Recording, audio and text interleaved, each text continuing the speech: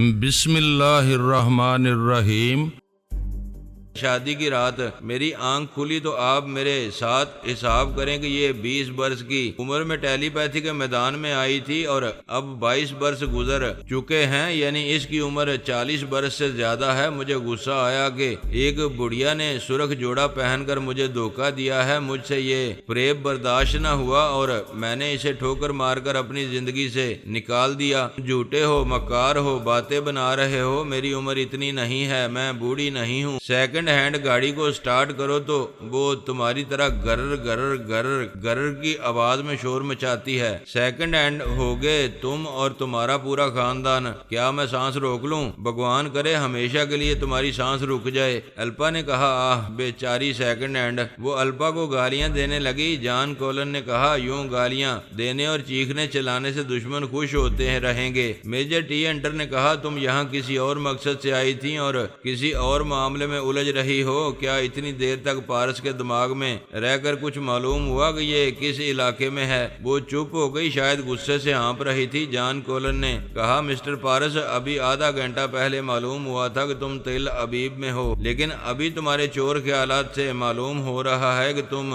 قاہرہ میں دریائے نیل کے ساحل پر ہو۔ دیوی نے کہا، اس کے چور خیالات سے دھوکہ نہ کھاؤ، یہ عجیب و غریب دماغ رکھتا ہے، پلک جھپکتے ہی دماغ کو مردہ بنا لیتا ہے، پھر دوسری آواز اور لہجہ اپنا کر دوسری شخصیت اختیار کر لیتا ہے۔ ٹی ہنٹر نے کہا، دیوی جی آپ اسے عجوبہ بنا رہی ہیں، میں اس کی رگ رگ سے واقف ہوں، پورے یقین سے کہتی ہوں کہ یہ ابھی تل ابیب میں موجود ہے۔ الپا نے کہا، تم سب فضول باتیں کر رہے ہو، مجھے پوچھنے تو دو کہ یہ جانوروں کو نادیدہ بنا کر ہمیں کیوں پریشان کر رہا ہے۔ پھر الپا نے پارس کو مخاطب کیا لیکن جواب نہیں ملا، خراٹے سنائی دینے لگے۔ دیوی نے تل ملا کر کہا، دیکھو اس کی مکاری، دیکھو کیا اتنی جلدی کوئی خراٹے لینے والی نیند سو سکتا ہے؟ جان کولن اور ٹی ہنٹر نے سوچا، اگر اچانک اس کے دماغ میں زلزلہ پیدا کیا جائے تو یہ سنبھل نہیں پائے گا۔ انہوں نے بیک وقت زلزلہ پیدا کیا، انہیں ایسا لگا جیسے خالی میدان میں تلوار چلا رہے ہوں، کوئی زخمی نہیں ہو رہا ہے جس سے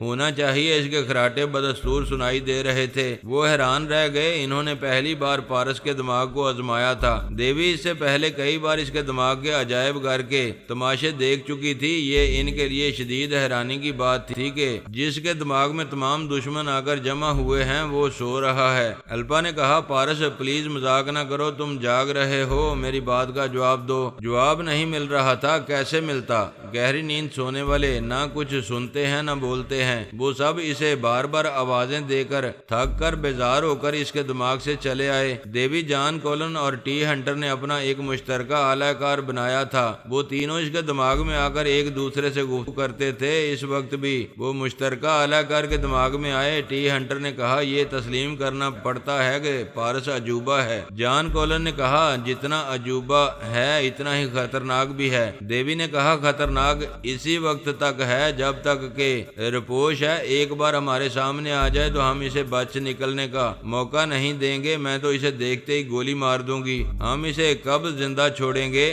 لیکن معلوم تو ہو کہ وہ کہاں ہے۔ وہ قاہرہ میں ہے، لیکن دیوی جی کہتی ہیں تل ابیب میں ہے۔ دیوی نے کہا، اس کے چور خیالات دشمنوں کو گمراہ کرتے ہیں، تم دونوں بھی بھٹک جاؤ گے۔ میری بات کا یقین نہ ہو تو اسے تلاش کرنے دریائے نیل کے ساحل پر جاؤ، میں اسے جلد ہی یہاں ڈھونڈ نکالوں گی۔ دوسری طرف الپا پریشان تھی، اسے پارس سے کام کی باتیں کرنے کا موقع نہیں ملا تھا۔ دیوی وغیرہ کی مداخلت کے باعث وہ یہ بھی نہ کہہ سکی کہ آئندہ وہ جانوروں کو نادیدہ بنانے والی حرکتیں نہ کرے، اور بھی بہت سی اہم باتیں کرنی تھیں۔ نتاشا نے اس کی سوچ میں کہا، کوئی بات نہیں، جب وہ نیند سے بیدار ہوگا تو دوبارہ اس کے دماغ میں جا کر بات کروں گی۔ نتالیا نے رات کے کھانے کے بعد کہا، سسٹر مجھے نیند آ رہی ہے، میں سونے جا رہی ہوں، جاؤ آرام کرو، میں صرف پارس کو ہی نہیں دیوی کو بھی ٹریپ کرنے کی فکر میں ہوں۔ پارس نے جس طرح دیوی کو تیش دلایا تھا، اس سے یہ معلوم ہوا کہ دیوی اپنی توہین توہین برداشت نہیں کرتی ہے، اور یہ بھی معلوم ہوا کہ اسے بہت جلد غصہ آ جاتا ہے۔ سسٹر، میں پارس کی ذہانت پر حیران ہوں، اس نے کس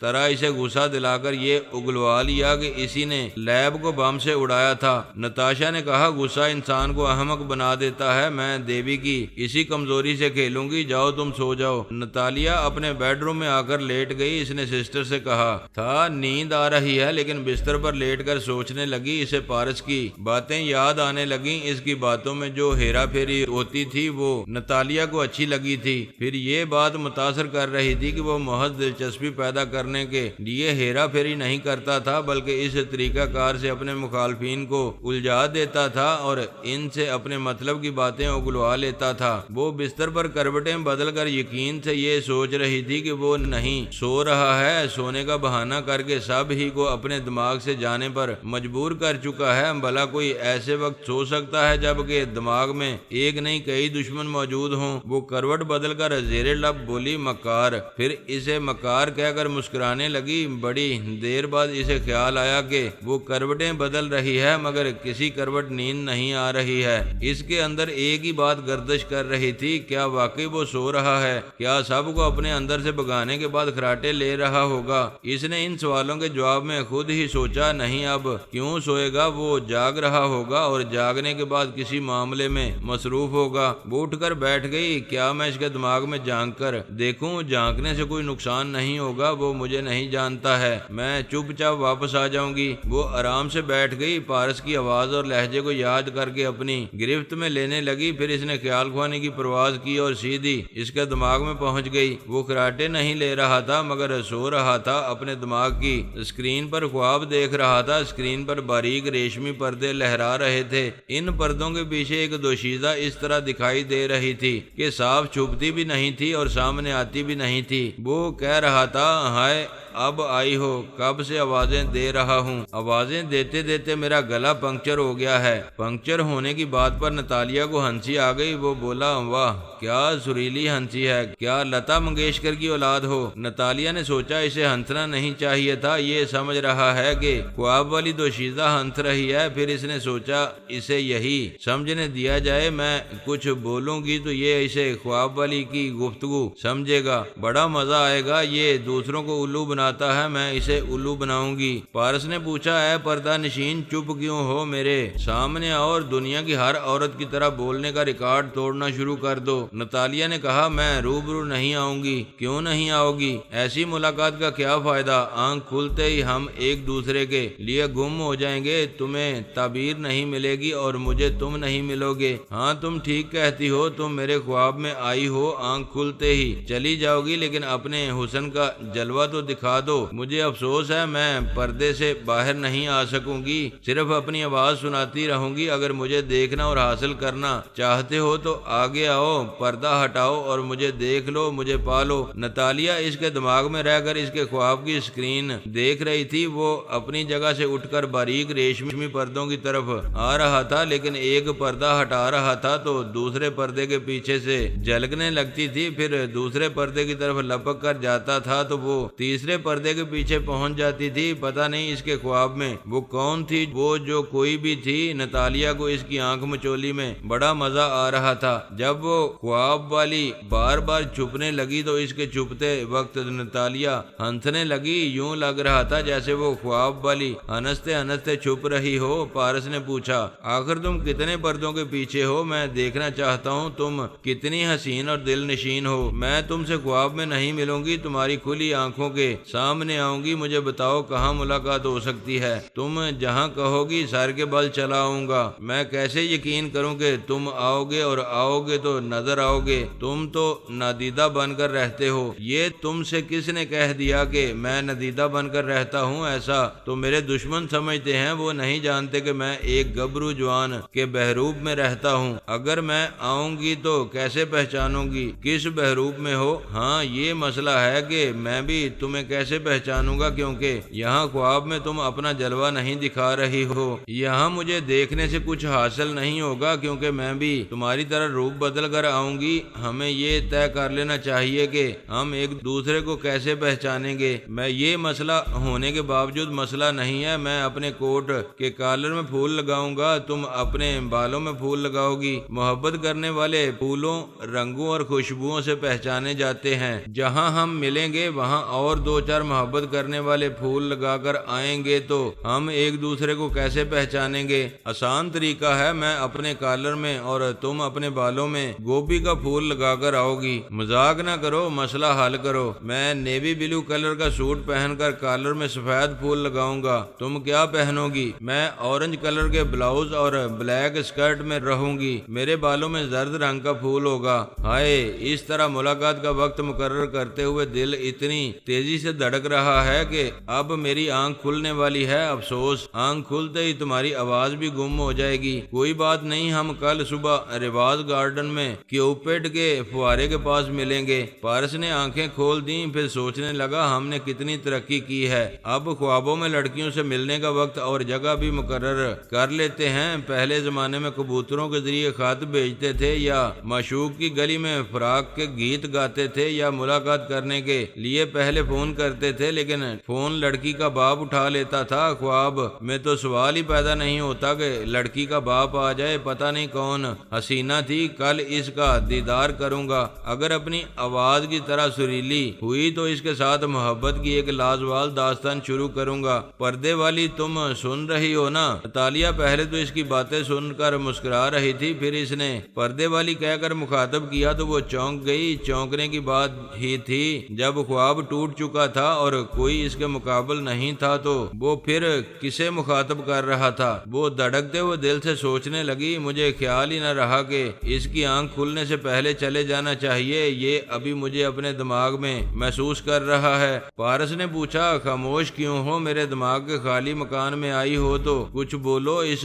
پردے والی کی طرح آنکھ مچولی نہ کھیلو۔ ناتالیہ پریشان ہو گئی، وہ اس کی موجودگی کو سمجھ رہا تھا اور یہ عجیب بات ہے کہ خواب دیکھنے کے دوران میں سمجھ رہا تھا۔ وہ بولا، میں تو وہی نیوی بلو کلر کا سوٹ پہن کر آؤں گا، تمہیں اپنے لباس اور پھول کی میچنگ یاد ہے نا؟ وہ حیرت سے چیخ پڑی، تم خواب نہیں دیکھ رہے تھے، مجھے الو بنا رہے تھے۔ تم بھی تو یوں باتیں کر رہی تھی جیسے وہ خواب والی حسینہ بول رہی ہو۔ کیا اس طرح تم مجھے الو نہیں بنا رہی تھی؟ تم پکے فراڈ ہو، مجھے غلط نہ سمجھو، میں فراڈ کرنے والوں کے ساتھ فراڈ کرتا ہوں، لیکن جسے دل دیتا ہوں اسے دل میں بٹھا لیتا ہوں۔ میں کیسے یقین کروں کہ مجھے دھوکہ نہیں دو گے؟ اس کا انحصار تم پر ہے، دل دو گی دل لو گی، دھوکہ دو گی تو دھوکہ کھاؤ گی۔ مجھ سے دل کی نہیں دوستی کی بات کرو، تم مجھے اچھے لگتے ہو، بڑے مزے کے تماشے کرتے ہو، اگر مجھ سے سچی دوستی کرو گے تو میرا وقت بڑے مزے سے گزرے گا۔ اگر رواز گارڈن میں اسی جگہ ملو گی اور میرے خلاف کوئی چال نہیں چلو گی تو ایک سچی دوستی کی حقدار رہو گی۔ میں تم سے متاثر ہوں، تمہارے اعتماد کو ٹھیس نہیں پہنچاؤں گی۔ کیا تمہیں پورا یقین ہے کہ تم کسی کی معمولہ اور تابعدار نہیں ہو؟ نہیں، میں اس طرح زندگی گزارتی ہوں کہ آج تک کوئی ٹیلی پیتھی جاننے والا مجھے جانتا پہچانتا نہیں ہے۔ تم پہلے شخص ہو جس نے میری آواز سنی ہے۔ کچھ اپنے بارے میں بتاؤ، تم کون ہو؟ میں تمام ٹیلی پیتھی جاننے والوں اور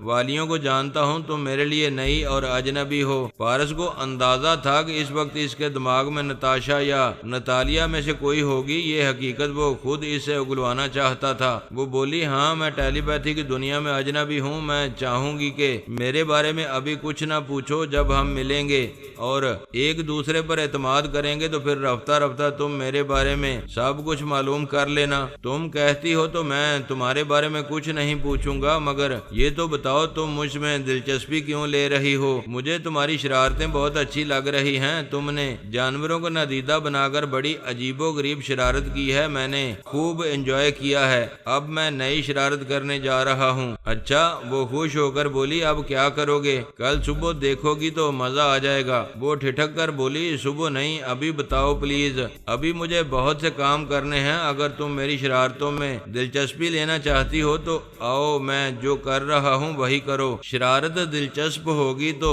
آؤں گی، پہلے بتاؤ کیا کر رہے ہو؟ تم جانتی ہو کہ بہت سے بچے ضرورت سے زیادہ شریر ہوتے ہیں۔ ماں باپ تنگ آ کر کہتے ہیں ایسی اولاد کا نہ ہونا اچھا ہے۔ اب میں ایسے بچوں کو نادیدہ بنا دوں گا، وہ زندہ رہیں گے لیکن والدین کے تانے اور کوسنے کے مطابق نابود ہو چکے ہوں گے۔ ایسے والدین کو یہ نصیحت ملنی چاہیے کہ وہ اپنے شریر بچوں سے اتنے بیزار نہ ہوں کہ ان کے مرنے کی بد دعا کریں۔ شریر بچے بہت ذہین ہوتے ہیں، ان کے ساتھ محبت کا سلوک کیا جائے تو آگے جا کر والدین کے لیے وبال جان نہیں بنتے۔ نتالیہ نے قائل ہو کر کہا، یہ بڑی دلچسپ شرارت بھی ہوگی اور عمدہ نصیحت بھی، میں ضرور آؤں گی۔ بولو کب شروع کر رہے ہو اور میں کہاں ملوں؟ میں اسی لیے جاگ رہا ہوں کہ اب مجھے یہاں سے نکلنا ہے۔ تم اس وقت کہاں ہو؟ میں وہیں آ جاؤں گا۔ وہ گھبرا کر بولی، یہاں نہ آنا، سسٹر دیکھ لیں گی۔ اس نے گھبراہٹ میں یہ بتا دیا کہ اس کی کوئی سسٹر بھی ہے اور پارس نے سمجھ لیا کہ وہ سسٹر نتاشا ہوگی۔ وہ بولا، آرمی کے جو بنگلوز ہیں ان میں سے بنگلہ نمبر 206 کی چھت پر آ جاؤ۔ چھت پر اس لیے بلا رہا ہوں کہ تمہارے پاس فلائنگ کیپسول ہوگا۔ ہاں میرے پاس بہت کچھ ہے، یہ بتاؤ کتنی دیر میں اب پہنچوں؟ ٹھیک 15 منٹ کے بعد میں وہاں ملوں گا۔ وہ دماغی طور پر حاضر ہوگی۔ اس وقت گھڑی میں رات کا 1 بج رہا تھا۔ وہ نادیدہ بن کر اپنے بیڈ روم سے باہر آئی۔ نتاشا کے بیڈ روم میں آ کر دیکھا وہ گہری نیند میں تھی۔ اسے اطمینان ہوا، پھر وہ اپنے بنگلے کی چھت پر آ گئی۔ وہاں پہنچ کر ایک فلائنگ کیپسول کو منہ میں رکھا، پھر پرواز کرتے ہوئے پارس کے بتائے ہوئے بنگلہ نمبر 206 کی چھت پر پہنچ گئی۔ وہ نادیدہ تھی، جسمانی طور پر نمودار ہو کر خود کو کسی پرابلم میں ڈالنا نہیں چاہتی تھی۔ اس چھت پر پارس بھی نادیدہ تھا۔ پہلے وہ یقین کرنا چاہتا تھا کہ وہ تنہا آئی ہے، چونکہ وہاں دونوں نادیدہ تھے اس لیے ایک دوسرے کو دیکھ نہیں پا رہے تھے۔ آخر پارس نے آواز دی، کیا تم موجود ہو؟ ہاں میں تمہارا انتظار کر رہی ہوں۔ تو پھر نمودار ہو کر پہلے میرا اعتماد حاصل کرو، پھر میں نمودار ہو جاؤں گا۔ اس کی بات ختم ہوتے ہی وہ نمودار ہو گئی۔ چھت پر جیسے چاند نکل آیا، 14ویں کا مکمل چاند۔ پارس اسے چند لمحوں تک دیکھتا رہا، پھر اس کے سامنے ٹھوس جسم کے ساتھ ظاہر ہو گیا۔ وہ اسے ایک ٹک دیکھنے لگی۔ پارس نے کہا، تمہارے حسن کی چاندنی ایسی ہے کہ میں بے اختیار ظاہر ہو گیا ہوں۔ اگر تمہارے ساتھی کہیں چھپے ہوئے ہوں گے تو مجھے آسانی سے گولی مار سکیں گے۔ وہ سحرزدہ سی ہو کر اسے دیکھ رہی تھی۔ اس کی بات پر چونک کر بولی، ہاں تم نے کچھ کہا؟ میں حیران ہوں، تم تنہا آئی ہو؟ ہاں یہ بات میرے اندر گونج رہی تھی کہ مجھے تم سے ملنے سے پہلے اپنے تحفظ کو یقینی بنا لینا چاہیے۔ میں نے تمہارے فراڈ اور چال بازیوں کو متعلق بہت کچھ سنا ہے، لیکن تم نے کہا تھا کہ تم فراڈ کرنے والوں کے ساتھ فراڈ کرتے ہو۔ میں نے یہی سن کر تم پر بھروسہ کر لیا اور یہاں تنہا چلی آئی۔ اسے میری نادانی سمجھ لو، لیکن میں خوب شرارتیں کرنا اور ہنسنا بولنا چاہتی ہوں، اسی لیے تم مجھے اچھے لگتے ہو۔ تو پھر خوب شرارتیں کرو اور خوب ہنستی رہو، میں تمہارے ساتھ رہوں گا۔ لیکن وہ شریر بچے کہاں ہیں جنہیں تم نادیدہ بنانا چاہتے ہو؟ وہ اپنے اپنے گھروں میں ہیں اور انہیں کھانے پینے کی چیزوں میں نادیدہ گولیوں کا صفوف ملا کر دیا جا رہا ہے۔ تم تو یہاں ہو، کیا تمہارے آدمی ایسا کر رہے ہیں؟ ہاں اس شہر میں لاکھوں بچے ہیں، کم سے کم 100-200 بچوں کو تو نادیدہ بنانا ہی چاہیے۔ میرے درجنوں ماتحت یہ کام کر رہے ہیں، میرے ساتھ چلو میں تمہیں دکھاتا ہوں۔ وہ دونوں مختلف بنگلوں میں اور مختلف اپارٹمنٹ میں جانے لگے۔ پارس وہاں کسی نہ کسی ماتحت کو مخاطب کرتا تو وہ نمودار ہو کر کہتا تھا، یس سر، اس گھر کے بچے کو خوراک دے دی گئی ہے، وہ اپنے بستر پر سو رہا ہے لیکن نظر نہیں آ رہا ہے۔ نتالیہ نے پارس سے پوچھا، یہ بچے کب تک نادیدہ رہیں گے؟ دوا کی خوراک اس حساب سے دی گئی ہے کہ وہ کل دوپہر تک نمودار ہو جائیں گے۔ وہ دونوں مختلف رہائش گاہوں میں جا کر نادیدہ کیے جانے والے بچوں کے بارے میں معلوم کرتے رہے، پھر ایک نائٹ کلب کے ریستوران میں آ گئے، ایک میز کے اطراف بیٹھ گئے۔ پارس نے پوچھا، کیا پیو گی؟ نتالیہ نے پوچھا، کیا تم پیتے ہو؟ وہ ہنسنے لگا، بولا، میں جام سے جام ٹکرانے والی بات نہیں کر رہا ہوں، میں کبھی نشہ نہیں کرتا۔ کیا تم پیتی ہو؟ میں کھانے سے پہلے صرف ایک پیگ لیتی ہوں، اس سے زیادہ سسٹر اجازت نہیں دیتی۔ یعنی اجازت مل جائے تو ایک پیگ سے زیادہ پینا چاہو گی؟ تم ساتھ دو گے تو ضرور پینا اور مستی میں جینا چاہوں گی۔ پینے سے مجھے کچھ حاصل نہیں ہوتا، میں درجنوں بوتلیں پی جاتا ہوں مگر مجھے نشہ نہیں ہوتا۔ یہ کیسے ممکن ہے؟ پینے سے ضرور نشہ ہوگا، تمہیں بھی ہوگا، تم کوئی سپر مین نہیں ہو۔ اس نے 2 بوتلوں کا آرڈر دیا۔ ایک بوتل سے اس نے نتالیہ کے لیے ڈبل پیگ بنایا، پھر دوسری بوتل کھول کر اپنے منہ سے لگا لی۔ وہ گھبرا کر بولی، یہ کیا کر رہے ہو؟ پانی یا سوڈا ملائے بغیر پیو گے تو چکرا کر گر پڑو گے۔ مگر وہ پی رہا تھا، بوتل منہ سے الگ نہیں کر رہا تھا، گٹا گٹ پیتا چلا جا رہا تھا۔ اگرچہ وہ پہلے کی طرح زہریلا نہیں رہا تھا، لیکن اندرونی جسمانی نظام جو برسوں سے زہر کا عادی ہو چکا تھا وہ اب بھی شراب کو پانی بنا دیتا تھا۔ نتالیہ اسے آنکھیں پھاڑ پھاڑ کر دیکھ رہی تھی۔ اس نے بوتل خالی کر کے میز پر رکھ دی، اسے مسکرا کر دیکھنے لگا۔ وہ پریشان ہو کر بولی، اب تم بہکنے والے ہو، سچ بتاؤ میرے ساتھ کیسا سلوک کرو گے؟ وہ ہنس کر بولا، میں ہوش و حواس میں ہوں، اپنا گلاس اٹھاؤ اور شروع ہو جاؤ۔ وہ گلاس اٹھا کر پینے لگی۔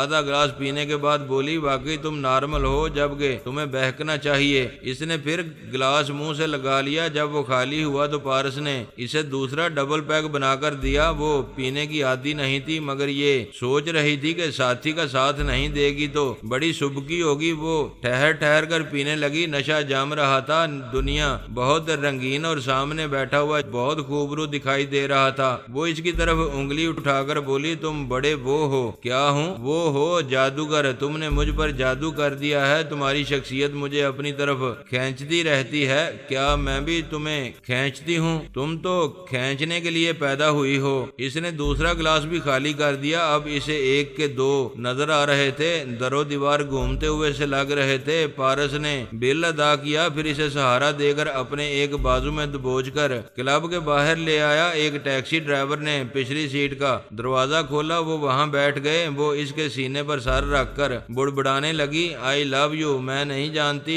دشمن سے کیسے پیار ہو جاتا ہے، اب بھی نہیں سمجھ رہی ہوں، مگر پیار ہو گیا ہے، سو آئی لو یو۔ پارس نے اس کے سر کے پیچھے لگے ہوئے برین گارڈ کو اس سے الگ کر دیا تھا۔ وہ اعلیٰ برین گارڈ خیال خوانی کی لہروں کو دماغ میں آنے سے روکتا تھا۔ نتاشا اور نتالیہ اس آلے کے ذریعے دشمن ٹیلی پیتھی جاننے والوں سے محفوظ رہتی تھیں۔ پارس نے برین گارڈ کو اس کے سر سے الگ کر کے اس کے دماغ میں پہنچ کر رہائشی پتہ معلوم کیا، پھر وہ برین گارڈ اس کے سر سے لگا دیا۔ دونوں بہنیں تل ابیب کے مہنگے علاقے میں رہتی تھیں۔ پارس نے ایک خوبصورت سے بنگلے کے سامنے ٹیکسی رکوائی، نتالیہ کو سہارا دے کر ٹیکسی سے باہر لایا، ڈرائیور کو کرایہ دیا۔ جب ڈرائیور چلا گیا تو وہ نتالیہ کو بازوؤں میں اٹھا کر احاطے کی روش سے گزرتا ہوا دروازے پر آیا، وہاں اسے بازوؤں سے اتار کر ایک دیوار کے سہارے کھڑا کیا، پھر کال بیل کے بٹن کو دبایا۔ دوسری بار بیل دبانے سے دروازے کے پیچھے کھٹکا سا ہوا، پھر جیسے